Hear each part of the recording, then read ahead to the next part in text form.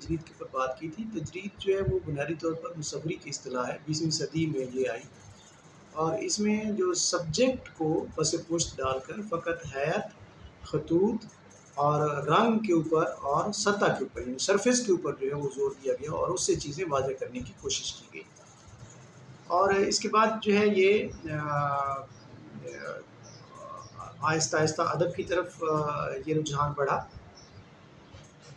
اور اس پہ افسانہ لکھا جانے لگا، اور باقی اس پہ شاعری بھی ہونے لگی۔ تو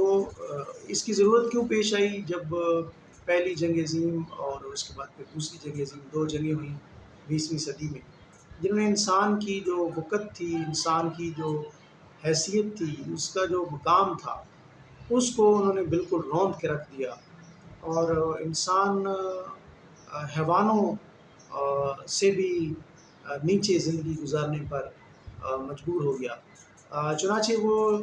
جب سبجیکٹ کی اہمیت ختم ہو جائے، یا جب آپ کی جو اظہار کی تمام صلاحیتیں ہیں وہ جب جواب دے جائیں، جب انسانی نفسیات جو ہے وہ اپنی انتہا درجے پر پہنچ جائے اور قاری کو کچھ سجھائی نہ دے، تو تب موت اور خوف اور استعماری طاقتوں کی جو غنڈہ گردی ہے اور جو استحصال ہے، جو ظلم ہے، اس کو بیان کرنے کے لیے انہوں نے کہا کہ ہم تجریدی آرٹ جو ہے یہ ہم اس کا آغاز کریں گے، اور اس کا آغاز بھی ہوا، اور پھر وہ لوگوں نے اس پہ بہت زیادہ لکھا بھی صحیح۔ تو بنیادی طور پر یہ کہا جاتا ہے کہ یہ یونانی فلسفی سے مغربی نقادوں نے یہ لکھا ہے کہ یہ افلاطونی نظریہ ہے جو کہ سقراط کے ساتھ کسی طرح منسوب کیا جاتا ہے، اور اس میں انہوں نے لکھا ہے کہ میں کوٹ کر رہا ہوں کہ حسن کی صورت سے میری مراد جانداروں اور تصویروں کی اشکال نہیں ہیں، بلکہ وہ مستقیم خطوط، قوسیں، سطحیں اور حیتیں ہیں جن کی خوبصورتی قدرتی اور ازلی و ابدی ہے، انکوٹ۔ تو یہ وہ یونانی قول ہے جس کے بارے میں کہا جاتا ہے کہ خوبصورتی صرف تصویروں میں نہیں ہوتی، شبیہوں میں نہیں ہوتی، بلکہ وہ لائنوں میں بھی ہو سکتی ہے، دائروں میں بھی ہو سکتی ہے، قوسوں میں بھی ہو سکتی ہے، وغیرہ وغیرہ۔ تو اب اس میں یہ کہا جاتا ہے کہ جو کون لوگ ہیں جو فکشن میں خاص طور پہ جنہوں نے اس طرف توجہ دی، تو اس میں جیمز جوائس کا نام آتا ہے، جارج آرویل کا نام آتا ہے، ٹامس مان کا نام لیا جاتا ہے، البرٹ کامیو کا بھی اس میں ذکر آتا ہے کہ انہوں نے فکشن میں اس کی ابتدا کی، اور چیزیں جو ہے وہ ایبزرڈ لکھی، جو بالکل بھی واضح نہیں تھی، جو متن جو ہے ان کو کسی قسم کا وہ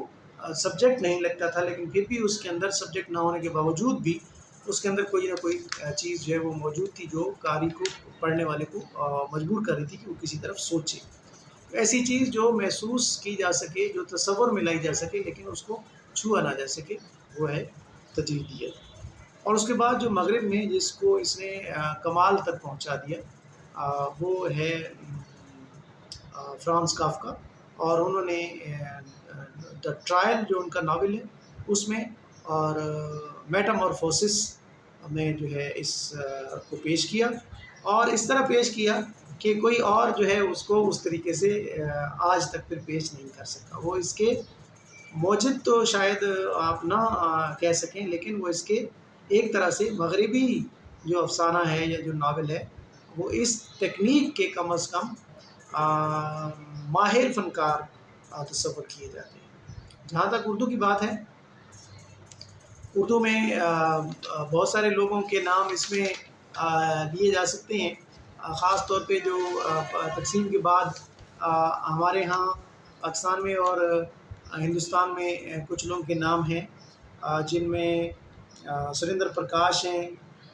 گلراج مہندرا ہیں، اور اس کے علاوہ غلام الثقلین نقوی ہیں، اس کے علاوہ انور سجاد ہیں، پھر اس کے بعد انتظار حسین ہیں۔ تو انہوں نے تجریدیت کے اوپر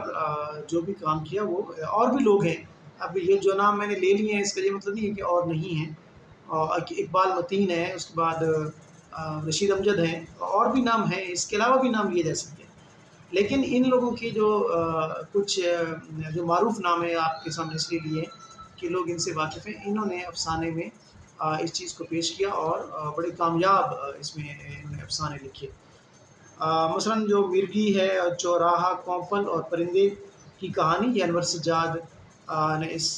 پہ پیش کیا اپنے افسانوں میں اس تھیم کو۔ پھر لمحے کی موت غلام ثقلین نقوی کا ایک افسانہ ہے۔ پورٹریٹ ان بلیک اینڈ اور کمپوزیشن سیریز بلراج مہندرا کی کہانی ہے، اور رونے کی آواز سریندر پرکاش کی کہانی ہے۔ انتظار حسین کی دو کہانیاں جو ہیں وہ آخری آدمی اور کایا کلپ، وہ اس یعنی صف میں ان کو رکھا جا سکتا ہے کہ وہ ابسٹریکٹ آرٹ کی، یا آپ کہہ سکتے ہیں کہ تجریدی فن کی جو تعریف ہے اس پر وہ پورا اترتی ہے۔